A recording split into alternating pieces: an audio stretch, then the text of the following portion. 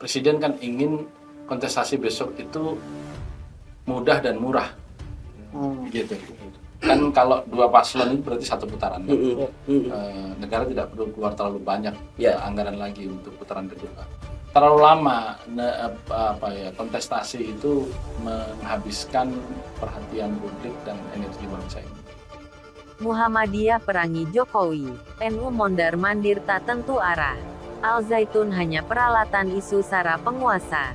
Jadi Muhammadiyah ada organisasi yang mandiri yang nggak mungkin di ojok-ojok atau dicawe-cawein oleh Pak Jokowi.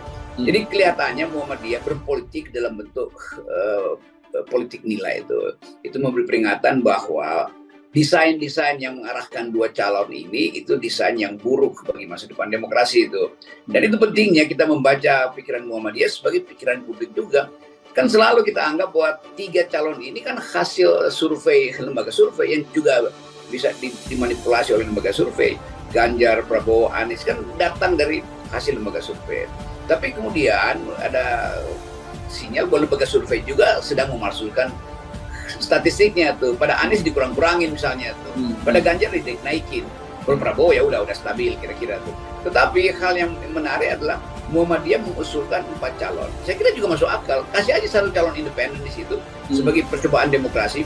Apa itu melanggar konstitusi? Tidak. Kan dia tidak diatur di dalam konstitusi secara absolut tuh. Sehingga dalam keadaan dibutuhkan interpretasi yang lebih sosiologis, mencegah ketegangan-ketegangan, mestinya Mahkamah Konstitusi kasih sinyal bahwa mungkin diperlukan satu cara menguji demokrasi dengan menampilkan calon independen. Nah itu pentingnya kita ingatkan. NU sekarang itu kayak tersesat di labirin, dia muter-muter di situ tuh. Padahal sebetulnya Muhammadiyah lebih perspektifnya lebih jauh karena dia lihat dari menara tuh bahwa ada kekacauan sehingga dia usulkan satu proposal. Kan mahasiswa selalu ingin membuka perspektif tuh.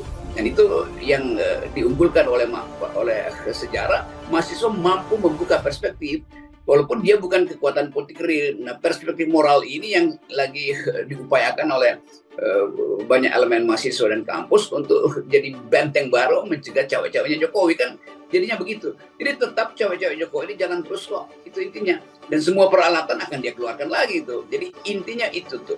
Nah kalau peralatan itu kurang memadai untuk dipergunakan secara efektif, dicari cara untuk lempar isu-isu yang berbasis rasisme, agama, supaya ada kekacauan di masyarakat. Kan itu yang kita baca.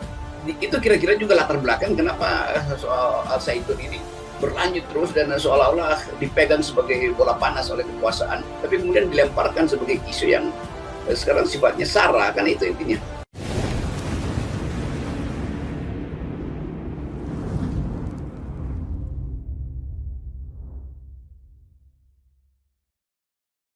Muhammadiyah harap Pilpres 2024 diikuti minimal 3 paslon. Kalau cuma 2 pasang, terlalu. Dilansir dari demokrasi.id, Sekretaris Umum Pimpinan Pusat PP, Muhammadiyah Abdul Muti berharap pemilihan Presiden Pilpres 2024 diikuti oleh 4 pasang calon Presiden, Capres dan calon Wakil Presiden, Cawapres. Sebab, menurutnya, jika dihitung berdasarkan presidensial threshold yang dimiliki partai koalisi, mereka mampu untuk menciptakan 4 pasang capres dan cawapres. Kalau menurut saya yaitu hitung-hitungannya kan secara persyaratan untuk bisa 4. Kalau bisa 4 pasang saya kira bagus, kata Muti di gedung PP Muhammadiyah, Jakarta Pusat, Kamis 22/6. Ia menilai jika hanya ada 2 calon pasangan pada Pilpres mendatang, maka hal itu sangatlah keterlaluan. Kalau 2 pasang itu menurut saya pinjam istilahnya Rhoma Irama itu terlalu, ujarnya. Muti meminta agar partai politik memberikan banyak pilihan capres dan cawapres kepada masyarakat, tak hanya nama-nama yang kini tengah beredar di masyarakat. Menurutnya, dengan adanya banyak calon pada Pilpres mendatang, akan mengurangi polarisasi politik 2019 yang masih tersisa dan belum terselesaikan hingga saat ini. Residu politik 2019 itu sekarang masih ada dan masih banyak masyarakat yang belum move on, masih stuck on Karena itu agar polarisasi politik bisa dikurangi dan rakyat bisa punya banyak alternatif, ujarnya. Kami mengimbau kepada partai-partai politik tolonglah buka peluang supaya masyarakat ini punya banyak pilihan dan jangan hanya nama-nama itu-itu saja yang sekarang ini beredar di kalangan masyarakat, sambungnya. Presiden Joko Widodo disebut menginginkan pemilihan presiden Pilpres 2024 hanya diikuti oleh dua pasangan paslon calon presiden, capres dan calon wakil presiden, cawapres. Ketua Majelis Pertimbangan Partai Persatuan Pembangunan (PPP), Romahur Muzi atau Romi mengungkapkan sejumlah alasannya. Pertama, Pilpres bakal lebih irit biaya jika kontestasi diikuti oleh dua paslon. Sebab, gelaran Pilpres hanya akan berlangsung satu putaran. Negara tak perlu keluar terlalu banyak anggaran untuk melaksanakan putaran kedua, ucap Romi dalam program Gaspol.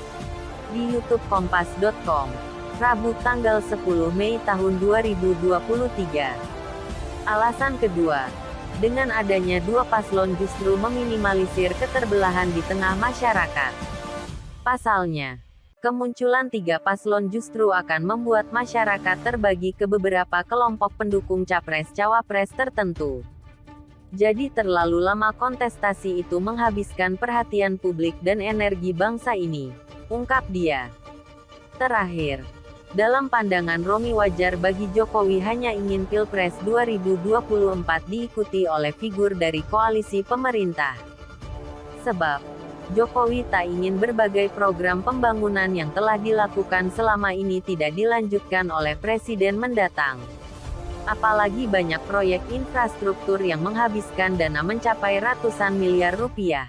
Ini kan hal-hal yang menurut saya membuat presiden merasa perlu untuk terlibat, berpihak, dan itu biasa saja, imbuh dia. Diketahui saat ini baru Ganjar Pranowo dan Anies Baswedan yang telah mendapatkan tiket untuk melaju dalam Pilpres 2024. Ganjar resmi diusung oleh PDIP, kemudian Anies diusung oleh Koalisi Perubahan untuk Persatuan (KPP), yang berisi Partai Nasdem, Partai Demokrat, serta Partai Keadilan Sejahtera (PKS). Sementara, Prabowo belum resmi dideklarasikan oleh Koalisi Kebangkitan Indonesia Raya (KIR), yang berisi Partai Gerindra dan Partai Kebangkitan Bangsa (PKB). Malah, dua parpol tersebut ikut menjajaki pembentukan koalisi besar dengan Koalisi Indonesia Bersatu (KIP), yang diisi oleh Partai Golkar, Partai Amanat Nasional (PAN), dan Partai Persatuan Pembangunan. Belakangan, penjajakan koalisi besar nampaknya semakin intens dilakukan hanya oleh Gerindra, PKB dan Golkar. Sebab PPP telah menyatakan hanya bisa berkoalisi dengan parpol yang ikut mengusung Ganjar, dan tengah menjajaki kerjasama dengan PDIP. Sedangkan PAN belum menentukan sikap resminya, meskipun ingin mendorong agar Menteri Badan Usaha Milik Negara, BUMN, Erick Thohir ikut serta dalam Pilpres 2024.